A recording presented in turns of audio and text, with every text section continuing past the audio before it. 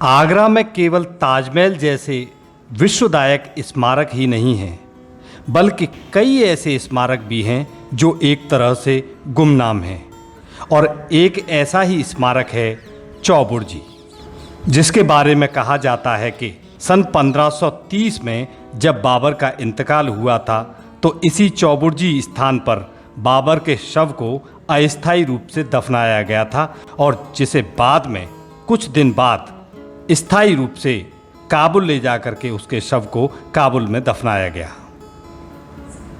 यहाँ इस बात का उल्लेख करना भी जरूरी है कि इतिहासकारों का एक वर्ग ऐसा भी है जो यह मानता है कि जब 1530 में बाबर का इंतकाल हुआ तो उसे आगरा में अस्थायी रूप से आराम बाग में दफनाया गया था।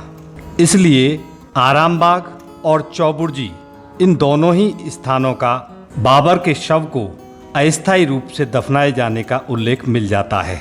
बहरहाल एक बात तो स्पष्ट दिखाई देती है कि 1530 में बाबर के इंतकाल के बाद उसके शव को आगरा में अस्थायी रूप से दफनाया जरूर गया था और उसके बाद उसके शव को काबुल में ले जाकर के दफनाया गया। बाबर का पूरा नाम जहीरुद्दीन मोहम्मद बाबर था। उसका जन्म सन 1483 ईस्वी में मध्य एशिया के फरगना नाम के स्थान पर हुआ था। सन 1526 ईस्वी में पानीपत की पहली लड़ाई में इब्राहिम लोदी को शिकस्त देने के बाद बाबर ने भारत में रुकने का फैसला किया और यहां मुगल साम्राज्य की नींव डाली। बाबर मुगल साम्राज्य का पहला बादशाह बना। उसने अपने भारतवर्ष के बारे में अनुभव अपनी आत्मकथा तुझके बाबरी, जिसे बाबरनामा भी कहा जाता है, उसमें साझा किए हैं। अगर इस स्मारक चौबुर्जी की लोकेशन की अगर हम बात करें तो यह आगरा में यमुना पार एतमादुल्ला स्मारक के समीप उससे चंद कदमों की दूरी पर ही स्थित है। यह एक आयताकार इमारत है जिसके चारों कोनों पर 4 बुर्जियां बनी हुई है। प्रत्येक जो बुर्जी है वो 2 मंजिला है और संभवतः इसीलिए इस इमारत का नाम चौबुर्जी पड़ा है। यह स्मारक लाल पत्थर और लाखोरी ईंट से बनाया गया है। इस स्मारक की दीवारें लाखोरी ईंट की बनी हुई हैं और प्रत्येक दीवार में 3 द्वार बने हुए हैं जो बिल्कुल आर पार निकलते हैं। ये देखिए, मध्य में इसका मुख्य द्वार है और इसके एक बाईं ओर द्वार है और एक दाईं ओर द्वार है और इसमें जो गलियारे हैं ये पूरे आर पार निकलते हैं। इस इमारत के चारों ओर, चारों दिशाओं में ये पानी के टैंक बने हुए हैं। उस समय इनमें साफ़ और स्वच्छ पानी भरा जाता होगा, जिससे यह इमारत बेहद ही खूबसूरत दिखाई देती होगी। शहर के मध्य स्थित होते हुए भी इस इमारत के विषय में लोगों को अधिक जानकारी नहीं है। यहाँ पे जी बिल्डिंग है पुरानी, इस बिल्डिंग को कौन नहीं जानता है। यहाँ लोगों से कहते हैं भाई पुरानी बिल्डिंग चौबुर्जी कहाँ पे, हमें देखा भी नहीं है। ताजमहल है, कहाँ है, मिस्टर एतमादुल्ला है, सिकंदर है, सब लोग जाते हैं, बता दे दो, पर इसको कोई जानता ही नहीं है कहाँ रहती है, कहाँ पे जी चौबुर्जी। लोग कहते हैं बता दो, बता देखा नहीं हमने। चलिए अब इस इमारत के अंदर चलते हैं।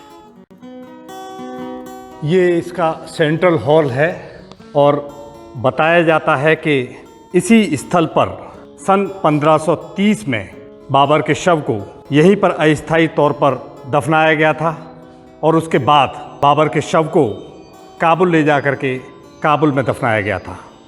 इस हॉल में प्रकाश और हवा की पूरी व्यवस्था का ध्यान रखा गया है।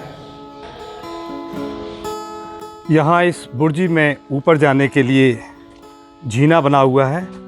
यहाँ देखिए, ये जो झीना है वो सीढ़ियाँ जो हैं वो काफ़ी इसकी छोटी हैं। जो सीढ़ियाँ हैं वो ऐसी तिकोनी दिखाई दे रही हैं और ये रास्ता भी बिल्कुल एकदम सकरा दिखाई दे रहा है। बताया जाता है कि यहाँ कभी 4 बाग हुआ करता था।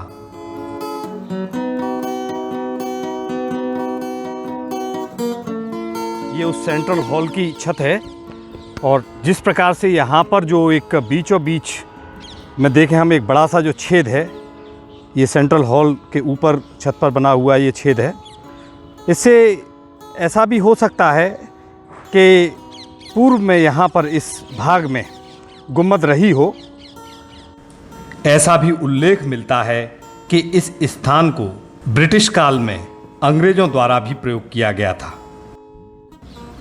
कई लोग इस स्मारक को एतमाद-दौला की प्रतिकृति मानते हैं। अंतर सिर्फ यह है कि यह इमारत लाल पत्थर लाखोरी ईंट की बनी हुई है और एतमाद-दौला सफ़ेद संगमरमर का। तो यह थी कुछ जानकारी आगरा में स्थित स्मारक चौबुर्जी के बारे में। धन्यवाद।